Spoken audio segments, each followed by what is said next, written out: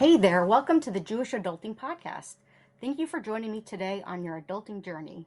Before we get started, can you do me a quick favor? Can you hit the like and subscribe button on whatever platform you're listening to this? I promise it's not a lifetime commitment, but when you don't subscribe, it's kind of like coffee without caffeine. What are we even doing here? Or like latkes without applesauce? Are we even living our best life? When you subscribe, you not only give me warm, fuzzy feelings, but you're also helping me bring amazing guests who rely on subscriber counts to know whether joining me is a worthy endeavor. More subscribers mean more epic conversations for you. And hey, if you're feeling extra generous, you can also show your support by becoming a monthly supporter at buymeacoffee.com/Jewish Adulting. Whether it's $1, $5, $10, or even $20, every little bit helps make this podcast rolling. Of course, if you're sitting on a cool million or even looking to sponsor the show, reach out to me at jewishadulting@gmail.com. Also, I'm always looking out for engaging, thoughtful, passionate guests to join me. So if you want to nominate someone or want to come on the podcast yourself, reach out. Let's make a podcast shidduch. This is Rabbi Ben-Zion Schaefer of the Shmooze.com. Jewish adulting is about shining a light on parts of ourselves in order to do Avodas Hashem with all the tools and resources at our disposal.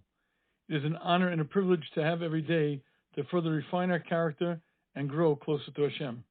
Take advantage of these opportunities before it's too late. Hello, everybody. This is Chedva Rose, the host of the Jewish Adulting Podcast. I'm here tonight with Usher Furst, and tonight we'll be talking about money. This is not my first podcast talking about money, but there's a lot to talk about. This is one of those topics that have a lot of layers, a lot of different things we could talk about.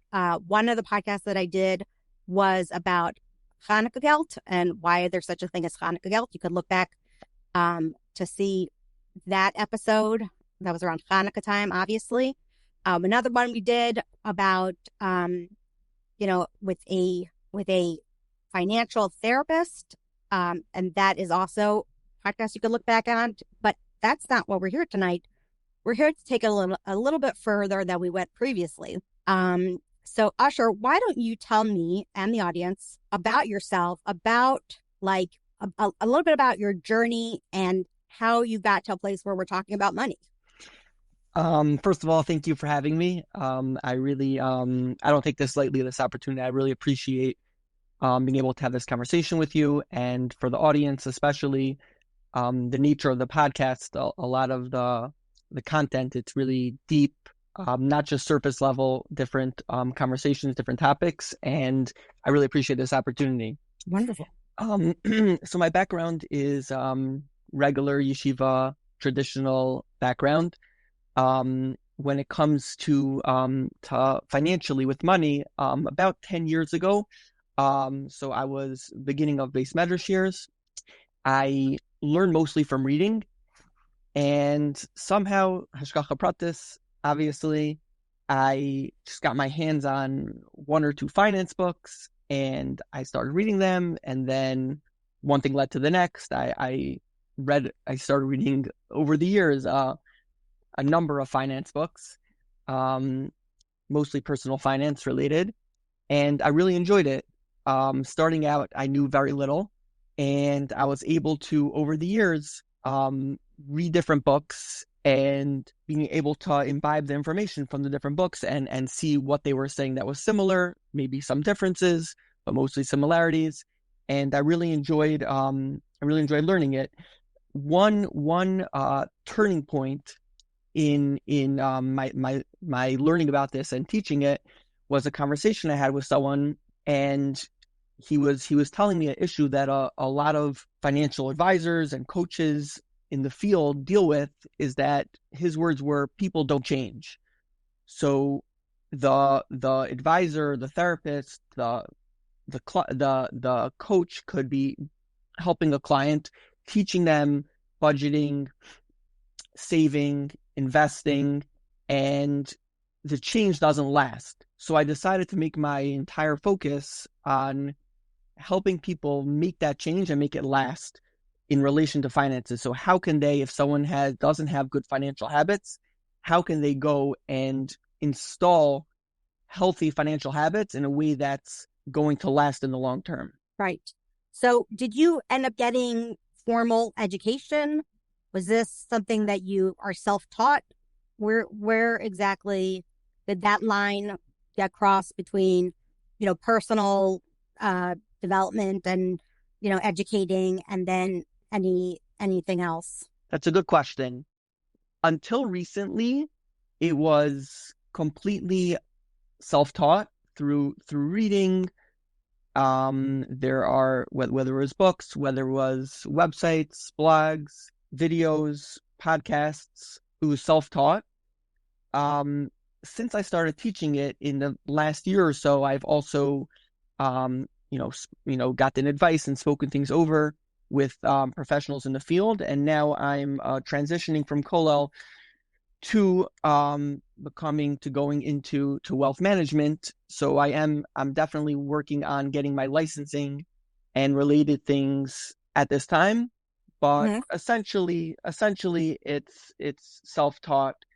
It's self-taught. Okay. So what we're really, when somebody tells me self-taught, it's always so interesting to me, because like I was recently working in the IT industry. I can't tell you how many of the people in the IT industry are self-taught.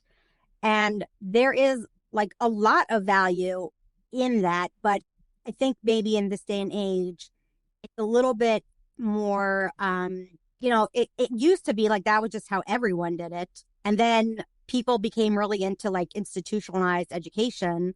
And that sort of took a back burner to this way of like self-teaching and understanding. But in a way, it almost feels like we're about to have a common sense conversation about money. Obviously, you're using sources. You're not these ideas are not necessarily your original ideas, but it sounds like to you it feels intuitive. To you, it felt like obvious, and you wanted to share what these simple ideas and concepts with everybody else. So while I wouldn't necessarily call you a like subject matter expert in the way that sometimes we have people who are come on here, they're heavily credentialed. Yes. So, I don't want, I just want to be kind of transparent about the fact that you're not heavily credentialed, but you still have some good advice to give. And we want to take the opportunity to hear what you have to say. And I do believe that the audience will learn. I mean, you have a blog, right? Yes. Why don't you tell us a little bit about that? Sure. So first of all, to your point about being transparent, I am not a financial expert. I'm just sharing my understanding of what I'm learning from experts, from their writings and the like. My blog is mostly it's partially just short thoughts, like 30-second thoughts that I originally send out, and I send out a newsletter every week, and then I put them on the blog. And then there are also full-length articles that most of them were originally published in the Voice of Lakewood, where I had a column until recently, a weekly personal finance column, and then the articles are also on the blog. Right. So and what's the name of that blog? Usherfurst.com. Usherfurst.com. Okay. Great. So let's sort of get into it. I guess the first question that I kind of have to ask, because it's like the Jewishy thing to do, is, I think we discussed when we initially talked about doing the podcast together, I said, money is something that comes up in Judaism a lot. And it's not because it's a Jewish focused item. It's not like, like a sitter. It's more like there are transactions that happen in the Torah, right? We know that, burial plots are bought, and money is saved and money is earned. It like money does come up multiple times in Tanakh. Is there a viewpoint that you could say is a Jewish viewpoint on money? Like, how do we look at money as from Jews? Very good question.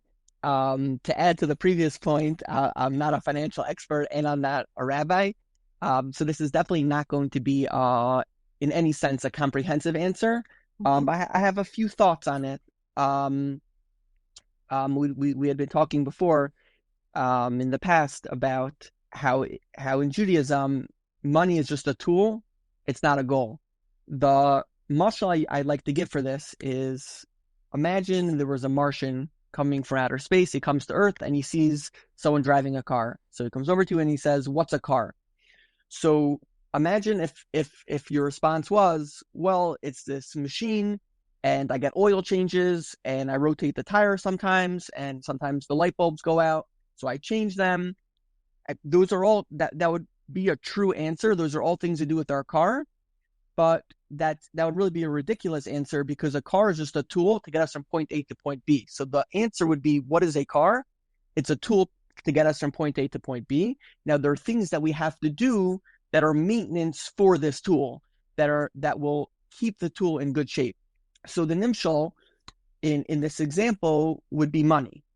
Money is something. What is money? Money is a tool to get from point A to point B, right? We need certain things in our lives, and money is one of the most, if not the most important tool in Olam Hazeh, in this world, that we could use.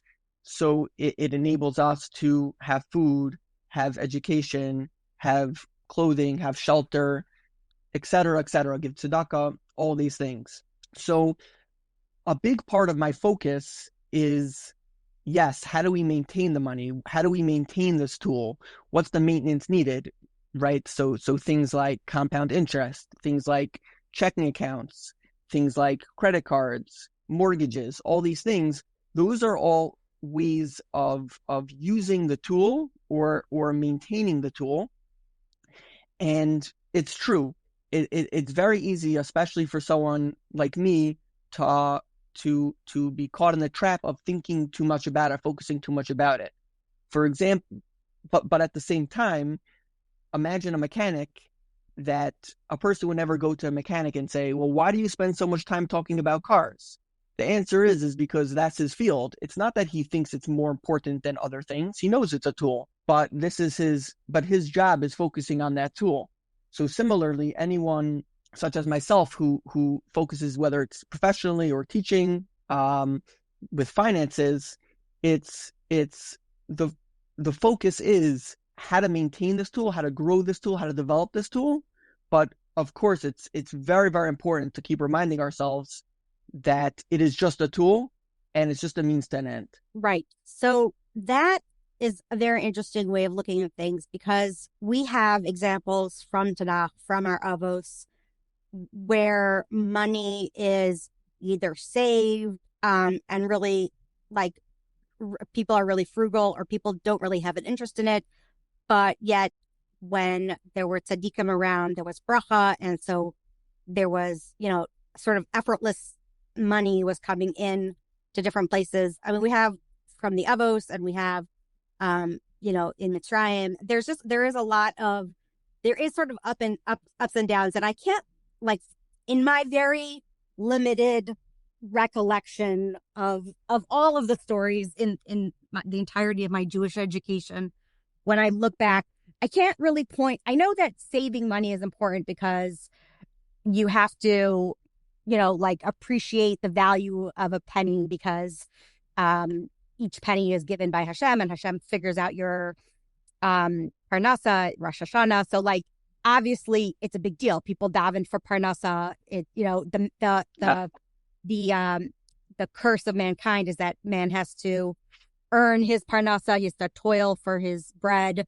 So in a way, as much as we're saying it's a tool, it is also the tikkun of the world to work for money and money being an issue. So how do you reconcile those two kind of conflicting ideas? Yes, it's a very deep question.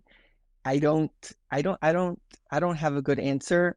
Off the bat, there is a machlokas. I believe it's between the Chovos HaLevavos and the Ramchal believe in the Mesilas Yesharim about before Kodem Chet Adam Harishon, before the Chet of Adam Harishon, would there be any hishtadlus? Because of course the curse of Adam Harishon was that we would have to we would have to work, but would there even be a very minimal amount, even in Gan Eden, even before that, would there be zero work or even a little bit? So that's just off the top of my head. I know that I just know a little bit about it, but yeah, well, that's all. I think also we know that we live in a world of duality. So like those things can both be true. Nobody ever said that only one of those things can be true. One, it's 100%. A tool, and the other, it's the tikkun of mankind. I mean, that's the dialectic, which actually leads us very nicely into the question of, well, if it's a tool, what role does psychology play in a tool? I don't have psychology around how I use my hammer. I don't have psychology how I use, my sneakers.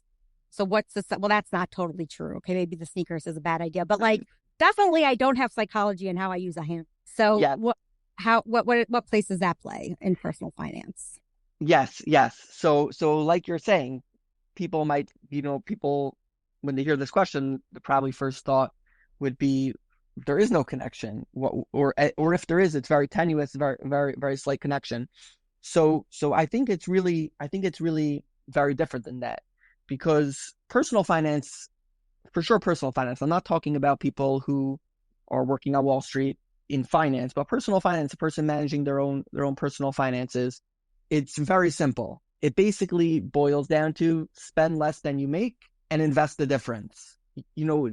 At least 90% of both what it says in the books and what will bring you success in your life financially comes down to those two things.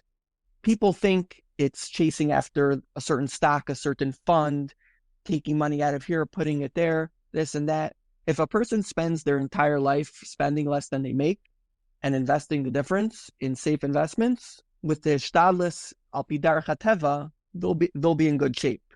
And just to illustrate this, imagine the opposite. Imagine going to a financial advisor and the financial advisor said, I have the best advice for you. Put money in this fund, but it's okay if you live above your means and you spend more than you make every year for the rest of your life. You could spend more than you make. That's ridiculous, because no matter how good investments you make and this and that, if you're spending less than you're making, you're not gonna make it. You're gonna be going into debt. So if we flip that and we say, okay, so the bottom line, the foundation is spend less than you make and invest the difference.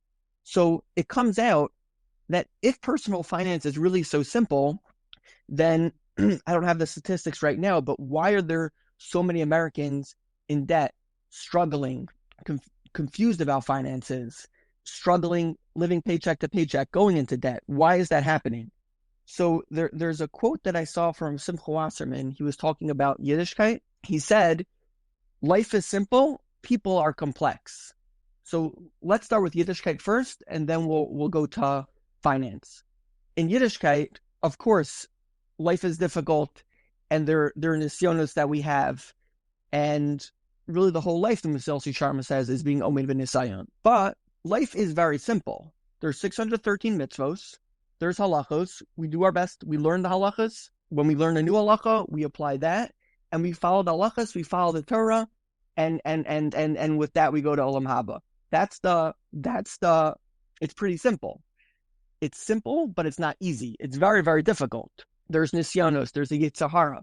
So there's this, like you said before, about a duality. There's a duality between Yiddishkeit is simple. Now mitzvahs can be complex, but the general idea is serve Hashem, don't listen to the Yetzer Hara. Very simple, the general idea. But it's the main problem is that not that it's so complex, which there are complexities in halacha, but it really comes down to that it's hard. There's the Yetzer Hara. So now lahavdil, when it comes to money, it's pretty simple, like we said. The main ideas are very simple. The problem is it's very difficult psychologically. Right? You had Mrs. Simi Mandelbaum on the podcast, who talks about a lot of the psychological blocks and scripts that people have And and that's our expertise. I want to focus on a little bit of a different area, is that they're just regular behavior. Like you mentioned the sneakers, psychology with that. A very common comparison is fitness and exercise and finances, right? Fitness and exercise, of course, people could always be chasing the newest fad, but the science is pretty simple, right? Burn more calories than you spend, exercise, eat healthy. Those are the principles, which is simple. So when it comes to financially, so what holds us back? It's certain bad habits we have, certain limits we have or we think we have, and not establishing either the healthy habits or the environment that will help us establish healthy habits. Okay. So I think that there's a lot to be said for psychology and how it affects finance, and we already discussed that. But I think that one of the things that makes it overwhelming is there's just a lot to learn. And we go through, I want to say that this is a little bit unique to the Frum community, but we have sort of like a very unique, like, financial life cycle for the most part. Okay. I'm making a generalization here, but most people, with outliers understood to be a situation, but most people, they get married very young before they're established in Parnassa, and they have their families supporting them, and they go on WICs and food stamps and welfare. They have babies. They have their husbands are in Kollel, and then they go to college, and the girl might also go to college. She might have gone before, but after, whatever. There's there's one household, one person who's bringing in money, one person who has, I don't know, maybe a Kollel peg check, who knows.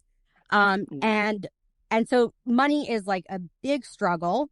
And then as the children get older, the expenses but then we start to establish ourselves in the community, which then puts even more pressure on the finances. And it sort of goes like on forever. And I remember, and I'm not going to name the organization, but I remember when many years ago, my husband and I, we would have to do something about our finances. Like we were just becoming ineligible for government assisted programs. And we were like, okay, we really have to do something. Let's go to some talks and organizations about financial planning and whatever. And the advice was literally spend less than you make. And we're like, well, obviously, if we had a choice, right? But our budget exceeds the amount that we make. Now what? And there wasn't really any help, ideas, resources, or anything like that to sort of help with trying to figure out, well, what if my budget just doesn't stretch to spend less than I make?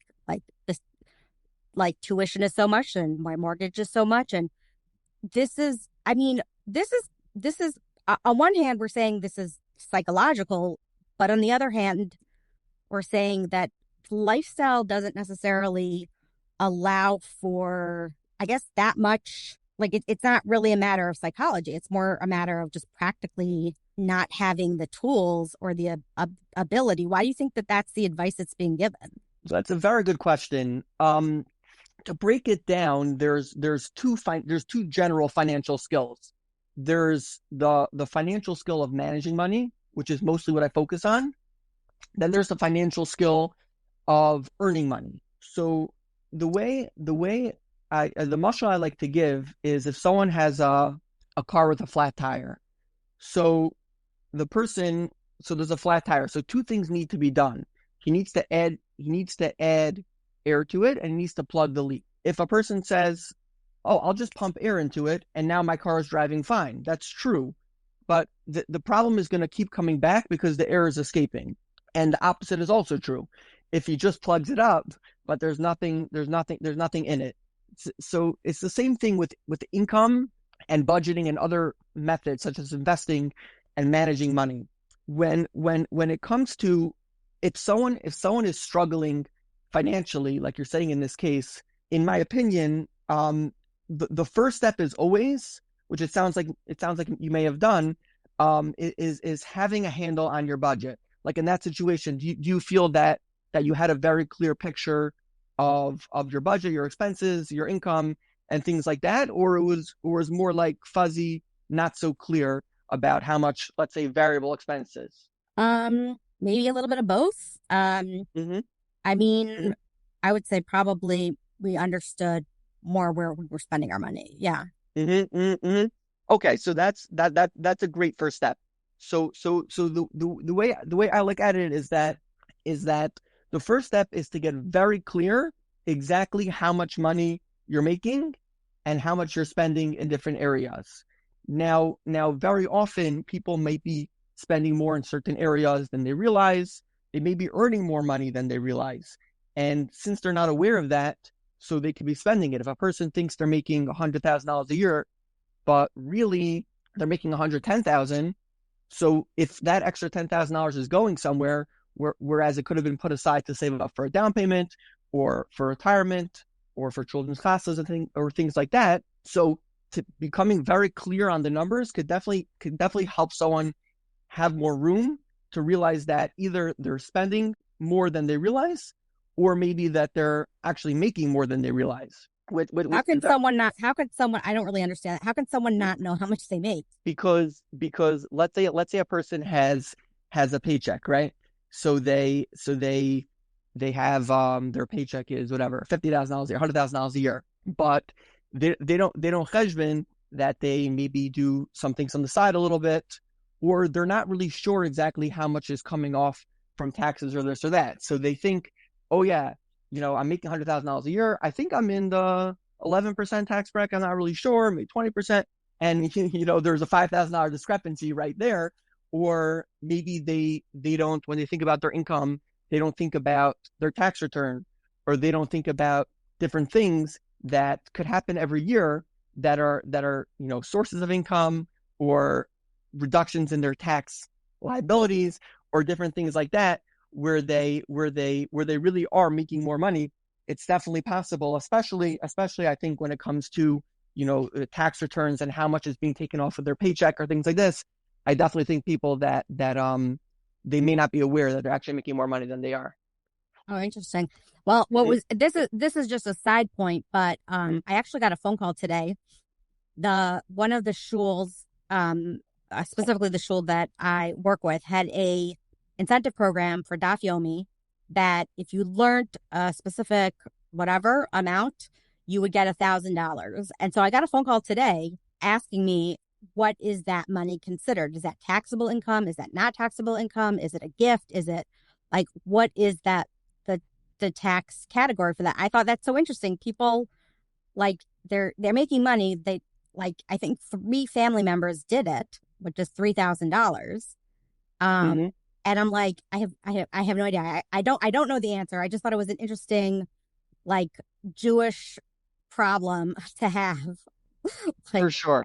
I have income from like a motivation program to make money, and I don't know how to categorize this.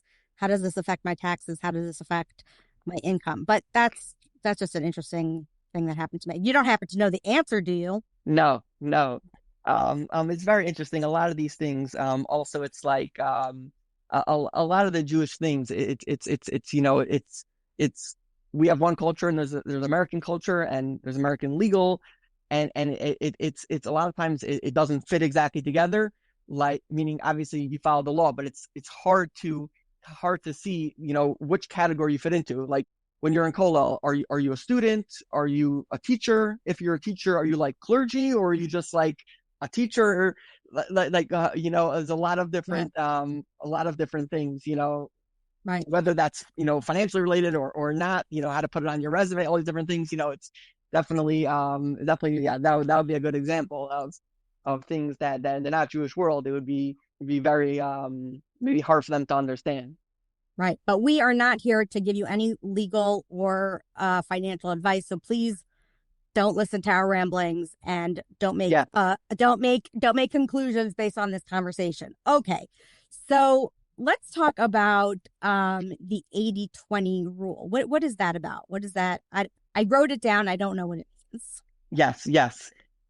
It's not a very well-known rule, which I'm very excited to talk about it, because I really like just inform people about it. It's really it really could be very life changing.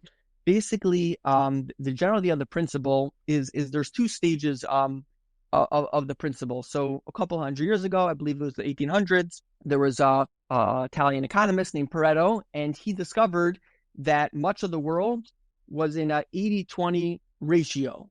So, for example, 80% of the wealth of the world belong to 20% of the people. Now, these numbers don't have to add up to 100, obviously. It could be 1% of people in the world have 87% of the wealth, right?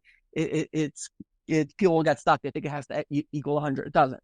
So, but he found it in many, many different areas. For example, planting crops. So the vast majority of, let's say, the wheat in the wheat field grew from only a certain number of the seeds. The rest of the seeds were, eaten by birds. They rotted, whatever it was.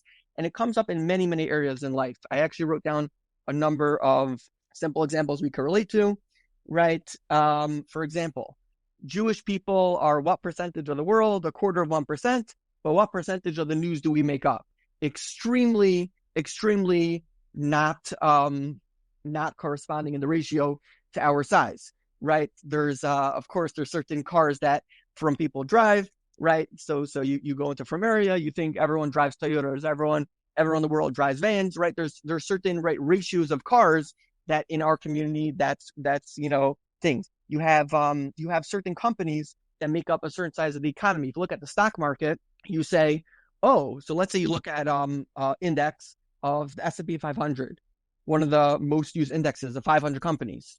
So it's the 500 biggest public companies in the United States, which means they're on the stock market.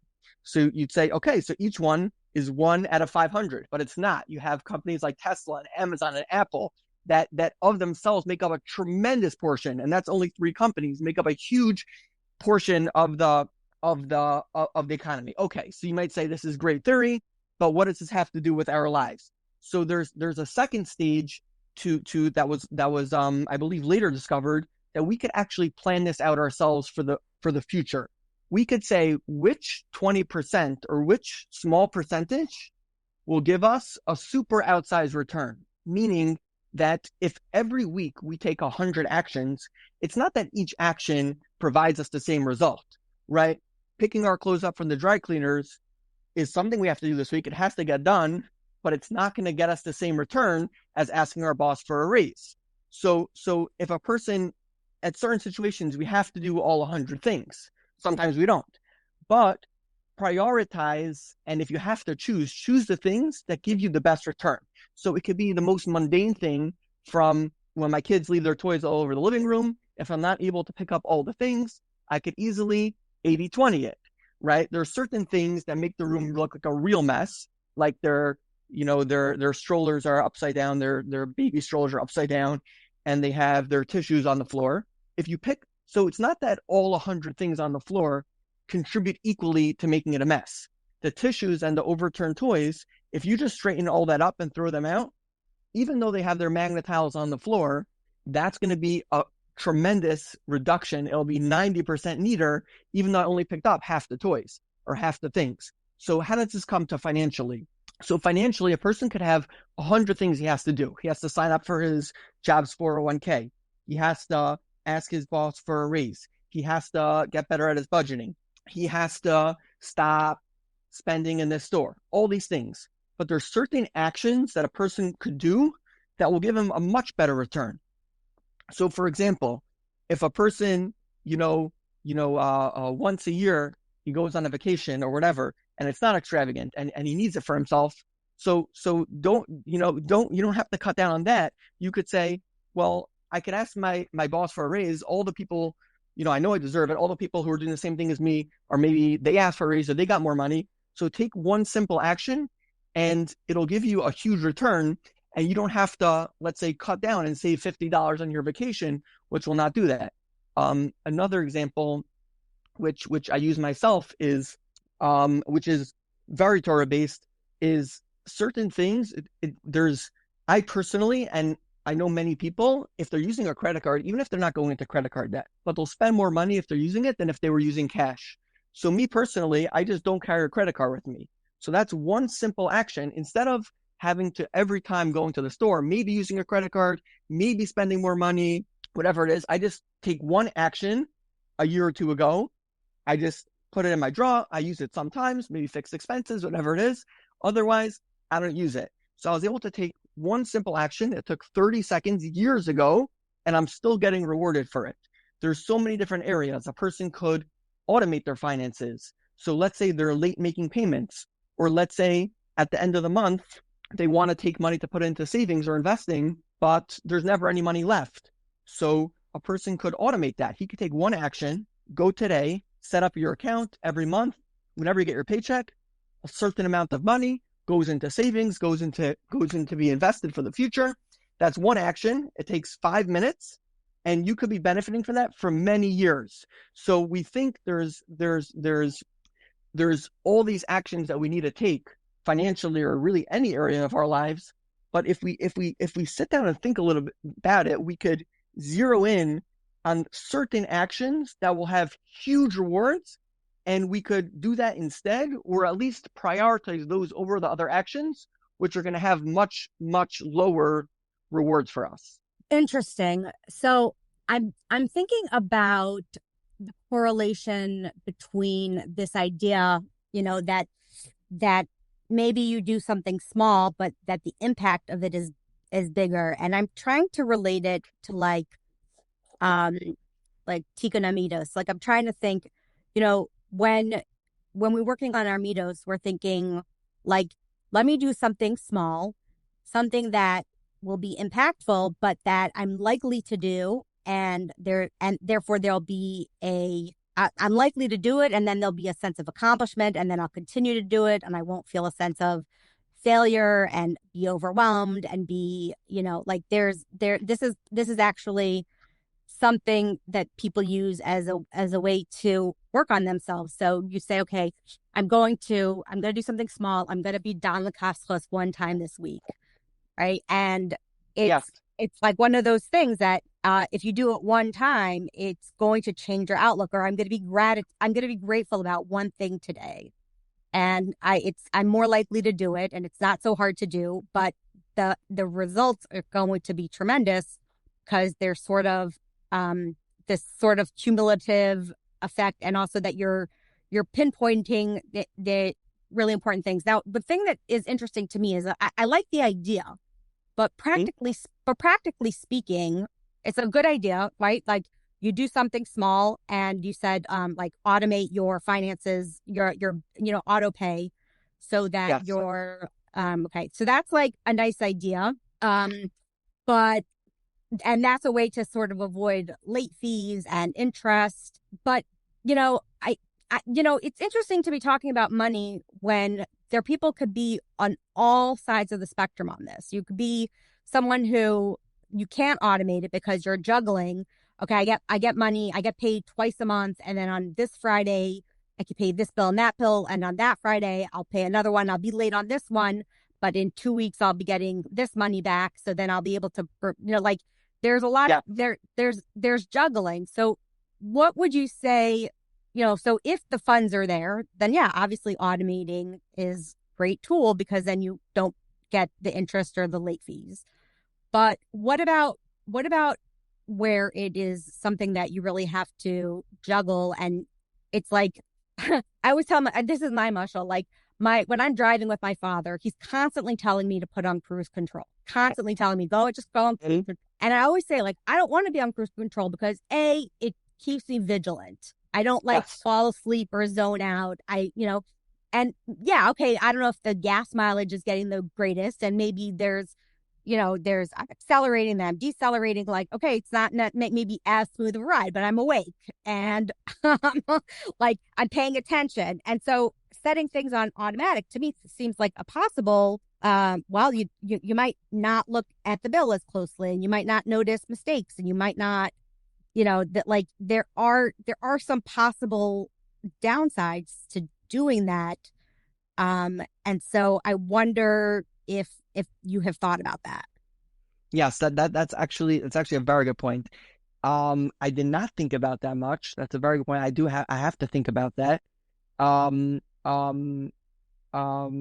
Yeah, that's a very good point. I mean, I mean, let's say for example, with a person automates to pay himself first. So at the end of the month, every month, let's say he has no money left and he really was planning on putting money aside to save for the future, and there's no money left. So there's a very important concept of pay yourself first, which means our tendency of most people is to prioritize our debts to other people, whether it's, things we owe other people, whether it's our mortgage payments, our car payments, our insurance, all these things. And then to pay ourselves to save for our future or whatever it would be, if there's money left, to put it to that. So to automate it, so first of all, to pay yourself first, which means when you get paid, one of your bills would be to pay yourself. So Right.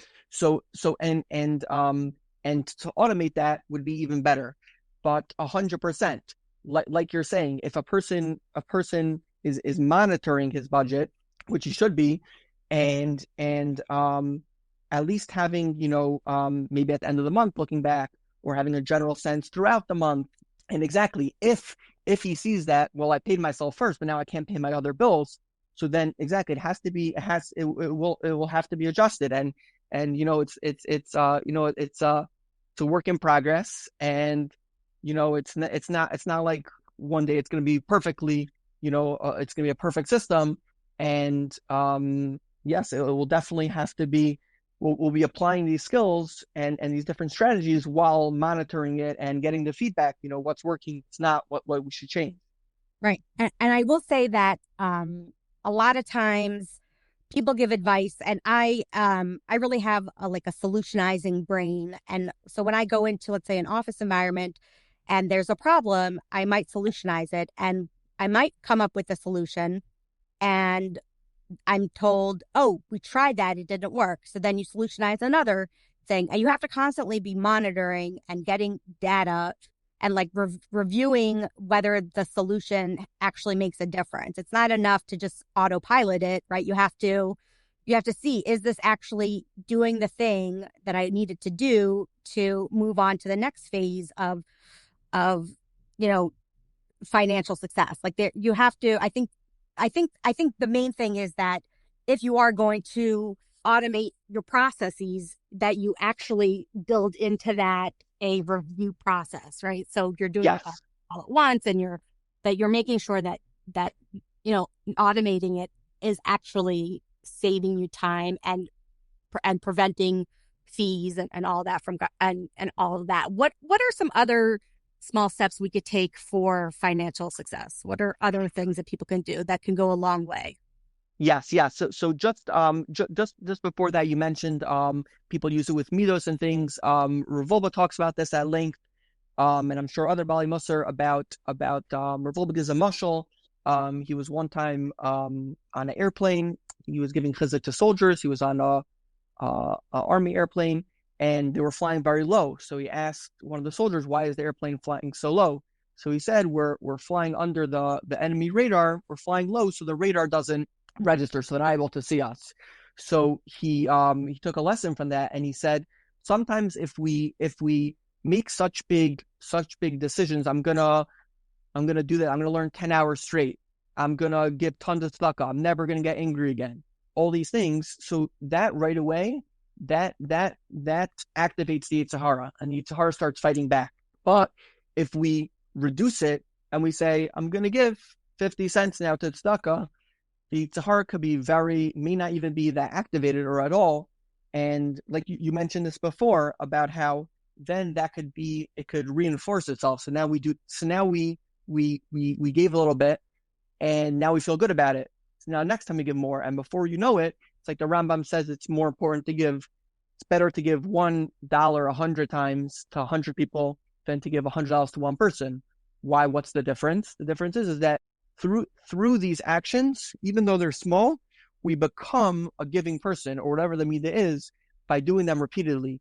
And that's achieved by doing small actions. So to your question about what are small actions a person could do. So very often people let's say they join a new job and they get all their papers. So they do all the basic stuff, their contract and all that. And then they have this, 401k paper, and they don't know what it is. And there's way too many forms, and it says, do you want your fund to be aggressive, conservative, this or that? and is it Fidelity, Vanguard, this, that? You have like 100 options, and I don't even know. And it's like, is there a match? I don't know what a match means, and all these things. And this would just be one simple example of a financial tool like a 401k that could be very helpful for people under many circumstances.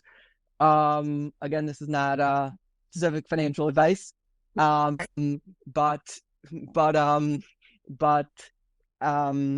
right. So a person could be very overwhelmed and they don't know what's going on. So what I think would be a great thing to do is to take one simple step. So say, okay, what's my first step?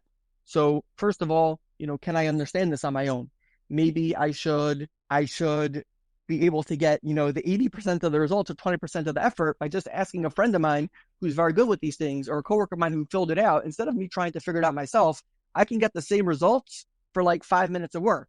I could just ask someone who knows how to do this, or maybe I have a friend who's a financial advisor, or et cetera, who could just help me do it, or even not. So that'll be one thing. Or a tiny step could even be, I'll read half a page today. I'll look at it. I'll try to understand it. If not, I'll ask someone.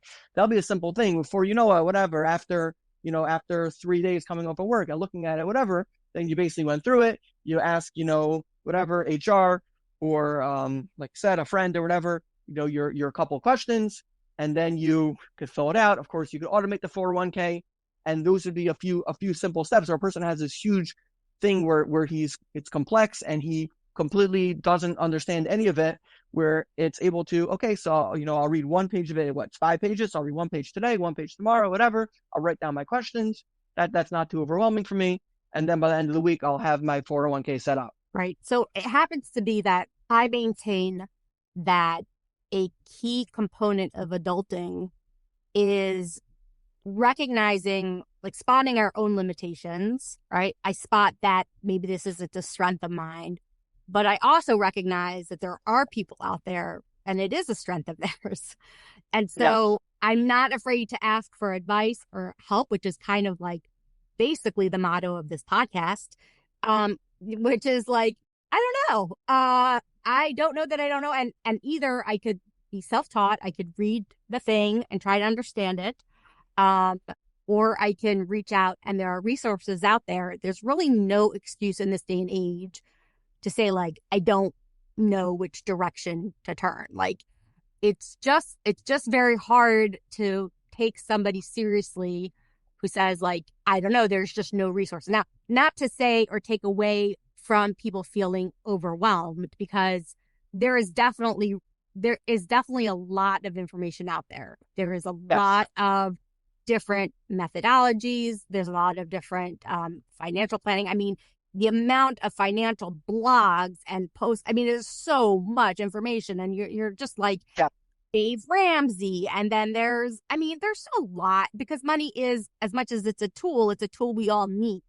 Yeah. So, and it's an important tool. It's an important tool. It makes the world go wrong. Let's be honest. So, I think that there is a lot here that we could do. I do want to say one thing, which is, you said something which I feel like my husband's gonna not be happy if I don't mention, but my husband is a big Eli Stefanski, Rabbi Eli Stefanski fan.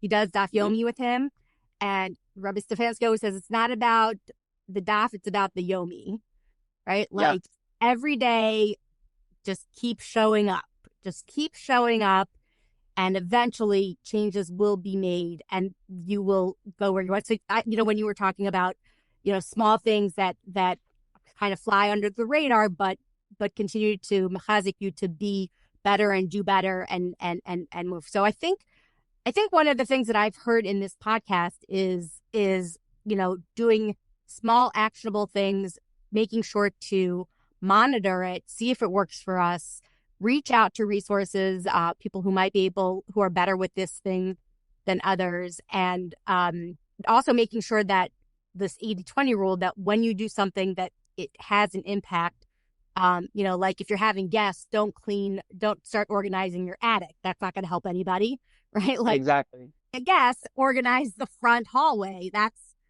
what I do on Purim. Like, that's where everyone's going to see when they walk into the house. So let's just make sure that anything that's visible from the front door is clean. Exactly. And Pesach is also that, right? Pesach is you're cleaning, you're looking for chametz, look where the chametz is. Don't look where the chametz isn't, right? The chametz is not Exactly. in your Yom Kippur machzer. So like, don't spend your time doing that. Yes. So I think this concept can really go into a lot of different places. I know we spent a lot of time talking, and so I want to respect your time. Is there any concept or thing that you learned that you want our audience to get away from that we maybe didn't discuss or touch on or even get into as much depth as you think was necessary to really drive the point home? Now would be a good time to address those things. Okay, thank you. Yeah, so 2 points. So one thing you mentioned about how important it is to you to reach out to resources. And in my view, that's intuiting use of the 80-20 rule. In other words, you had two options. You could read every textbook on every topic in the world. That's option one. And then there's option two, that is when I need information or even before, I'll ask someone who's an expert or maybe not an expert, but has some knowledge in the area to share that. So you're able to leverage the knowledge and the information from all these different areas. So you're doing an hour-long podcast plus all the preparation and post, but that's much less than each guest has spent on that area. So that's intuiting use of the, I think that would be an application of the 80-20 principle. Well, good for me. Yes, exactly. Exactly. And then one more thing you're mentioning about, it's not about the daf, it's about the yomi. So there's this is just the thought I had that there's a big debate in about is the concept of be do have, is that a real thing, right? The concept is the concept of be do have. Are you familiar with it? No. Okay, so basically the concept is that some people say that you have to be do have, that you have to decide that you are a certain type of person before you could do those actions, and then you could have those things. So for example, it's that, you want to say, let's say a person has a child, so you want to be a good parent. So instead of saying, I'm just a person who has no clue what they're doing, but I'll do the actions, I'll act like a good parent, and therefore I'll become a good parent, and then I'll have, healthy children, and I'll be a good parent and a good relationship, et cetera, et cetera. So instead, reverse it. So the concept of be do have means, so first decide, all right, so meaning others, first decide you're good. So first decide you're a good parent, then do the actions, and then you'll have that situation. So first deciding this is who I am. So the argument goes, part of the argument as I understand it, is that it's hard to do actions that don't align with your identity. So if you don't decide you're that person, then maybe you can't do it. So there's a big debate in the world about, is this a real thing? Could you decide that you're a certain type of person? But I think this thing with doing small actions, and it's not about the daf, it's about the yomi, is sort of like hacking the system. In other words, you don't even have to make the decision, because I don't have to decide, am I someone who learns a daf yomi? Do I have hasmada? All these things. I just show up an hour a day. After a certain amount of time, I'm automatically gonna look at myself, and I'm gonna know that I'm someone who has hasmada. I'm someone who learns, someone who takes his learning seriously. So it would just be a general concept, and this could be applied financially and lahavdol to Yiddishkeit, all these different areas where by taking a small action, a person, by repeatedly and getting the feedback and feeling the sense of accomplishment, a person could feel that slowly their identity will automatically, without even trying, will shift, and they'll have that more positive identity, and that will also help them take the actions to help them throughout their lives. So do you agree? So are you agreeing or disagreeing with it? I don't have an opinion. There's big people on both sides of the debate. But I think this is a third way, I think, which is the best, which is you don't have to decide or convince yourself you're a certain type of person, which a person naturally has resistance against that because they don't feel like they're that type of person. So, if a person just has a child, then to say I'm a good parent, but that's very hard to even if that's a great mahalach, but it's hard to feel like that. Whereas if a person were to say, I'm going to take a tiny action, I'll wake up early with my baby, whatever it is, right? So tiny actions, eventually they build up. And then a person will automatically feel like a good parent, or that they're good with finances, or a good Jew, or all these things automatically. So I think it's a good way of, in a sense, it may be the easiest way to change as a person is by taking these small actions, because then your identity changes and your actions change, and there's much less friction. Right. I mean, it's so important in general. I have not seen people be successful when they say, I'm not good at math. I'm not good at math. I'm just not good at math. That is like a very unhelpful statement. And I'm not good with money. I'm not good with money. It's much more, for me personally, I'd rather not have an opinion than have a negative opinion. Right. So, 100%. So 100%. if someone is not sure if they're good with money, rather than say, I'm not good with money, be like, I'm not sure if I'm good with money or not. Let's keep doing the next right thing, whether that means a resource, whether that means doing my own research, whether that means, trying and failing until I figure this thing out, to sort of find. But I completely agree with you that I don't know if I'm not agreeing with you because you're falling on multiple sides of this conversation, but Yes. I personally, my opinion, which is not representative of my guess, is that it's better to come with the I am capable of anything. The Godless Ha'adam, which I have a podcast on that's coming out eventually. Nelson Berman, if he's listening, it's going to come out eventually. It's coming out eventually. Is that we are capable of anything, and others are capable as well. So, like, that's a very interesting position to take. But anyway, that's just, I just like to give my 2 cents. No, for sure. Okay, I have to listen to that. Okay. Okay. Anything else or? No, that's all. Yeah. No, thank you so much. Yes, this has been really interesting. I probably pushed you a little bit harder than I expected myself to push you. Sometimes I even surprise myself. No, this was great. But this is really great. So I wanna wish you a lot of Hatlacha, as you continue your formal training and educational training, or whatever your journey is. You're a young guy. You have a lot of a wide future ahead of you that hopefully you'll have parnasa and bracha, and keep us posted. And thank you so much. Thank you. Have a good night. Views expressed by me, your host, and my delightful guest are not necessarily reflective of each other's views, ideas, or life choices. Sometimes we're on the same page, and other times we're not.